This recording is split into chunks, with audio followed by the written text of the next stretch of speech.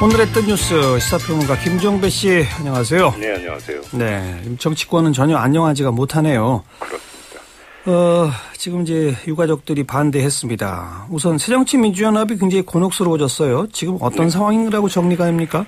지금 새정치민주연합의 유은혜 원내대변인이 오늘 브리핑을 했는데 그 내용을 보면 대충은 읽을 수가 있을 것 같습니다. 뭐라고 했냐면 좀 더 시간을 갖고 유가족과 소통하고 각계각층 여론을 수렴을 해서 사회적 총의를 모으겠다.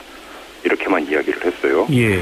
그러면서 박 대통령과 집권 여당이 세월호 특별법 제정에 적극적으로 나서줄 것을 요청한다. 한마디를 덧붙였는데 뭐 소통을 하겠다, 총의를 모으겠다는 지극히 추상적인 언사죠. 예. 구체적으로 무엇을 하겠다라는 이야기는 여기에는 없습니다. 왜냐하면 구체적으로 무엇을 모색해 들어가기에는 이미 한계에 봉착해 있는 거고요. 이 김영록 원내수석 부대표가 아주 직설적으로 이야기를 했습니다.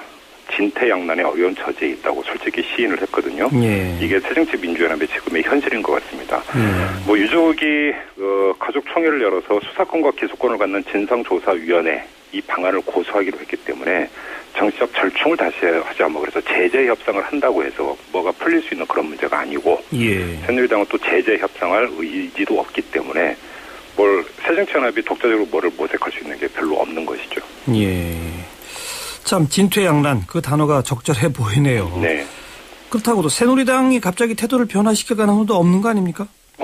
그렇죠. 이 김무성 대표가 특별법과 관련해서 책임 있는 여당으로서 우리가 할 수 있는 최대한으로 양보를 한 것이다 이렇게 이야기를 했습니다. 예. 사실 새누리당 입장에서도 여지가 별로 없습니다. 왜냐하면은 그 키를 쥐고 있는 것은 청와대라고 봐야 되기 때문에 청와대 의사에 반해서 그러니까 또 뭐 전폭적으로 양보를 해서 제재 협상을 끌어낸다라고 하는 것들도 사실은 상상하기가 힘든 부분이 있는 거고요. 예. 결국은 이 새누리당 입장에서도 지금의 상황을 관망을 하면서 뭐냐면 정치적으로만 놓고 본다면 자기들이 꼭 불리한 것은 아니라고 판단을 할 법도 합니다. 새정치민주연합의 상투를 잡았다고 생각을 하고 새정치민주연합을 압박할 가능성이 오히려 더 크지 않느냐. 그러니까 민생 프라임을 부과시키고 법과 원칙을 강조를 하면서 새정치민주연합을 향해서 그러면 민생 법안이라도 처리를 하자. 계속 이렇게 압박을 할 가능성이 큰 것 같고요. 예. 여기서 특별법 관련해서 새누리당이 독자적으로 무슨 전향적인 어떤 방안을 내놓을 가능성은 솔직히 별로 없어 보입니다. 네. 뭐 민생 법안은 분리해서 먼저 처리하자는 목소리를 내겠지만 네. 새정치민주연합이 또 그걸 덜컥 받기도 어려운 거 아닌가요?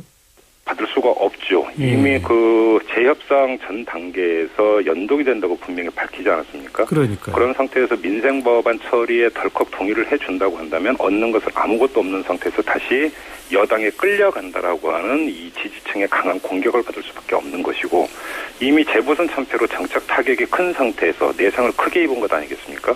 여기에다가 이 상처가 더 덧날 수밖에 없기 때문에 세월호 특별법에서 어떠한 진전이 있지 않은 상태에서 민생법안 처리 협조하기가 참으로 어려운. 그래서 아까 김영록 원내수석 부대표도 진퇴양난이라는 표현도 그 네 글자에는 바로 이런 처지와 현실이 담겨 있다고 봐야 되는 것이죠. 네. 지금 유가족이나 또 시민사회단체는 청와대, 대통령의 결단 이런 얘기를 자꾸 합니다만 네. 오늘 청와대는 이건 정치권이 할 일이다.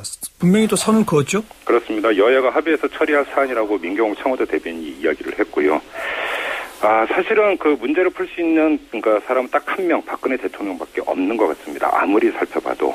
그런데 청와대는 이 세월호 특별법을 그 자체로 보는 게 아닌 것 같습니다. 예. 그 이후 그 국정 운영과 연동을 해서 이 특별법 문제에 접근하고 있는 것이 아닌가 이렇게 분석을 해봅한데 무슨 이야기냐면 특별법 문제에 대해서 밀려버리면 야당의 공세에다가 국민 저항을 돌파할 수 없고 오히려 이 국정 기조가 흔들릴 수 있다라고 하는 우려를 하고 있는 것 같아요. 여기서 이제 좀 하나 좀 과거를 돌아볼 필요가 있을 것 같은데요. 촛불 시위 이후에 MB 청와대에서 내부 토론이 있었고, 국정기조를 어떻게 가져갈 것인가에서 이제 내부 경론이 있다고 하지 않았습니까? 예.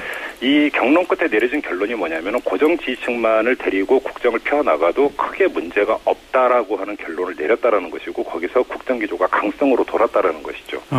그런데 지금 박근혜 대통령의 입장에서 볼 때 지지율이 많이 하락을 했다고는 합니다만은 야당의 당 지지율보다 거의 더블 스코어 아니겠습니까? 여전히 그렇죠. 예, 거기서 야당은 약한 것이죠. 따라서 고정 지지층만 데리고 국정을 펴나간다고 해서 정치적 저항과 반발에 봉착할 가능성이 그렇게 크지 않다고 본다고 한다면 이번 세월호 특별법 문제에 대해서 그럼 고정 지지층은 어떻게 바라보고 있는가?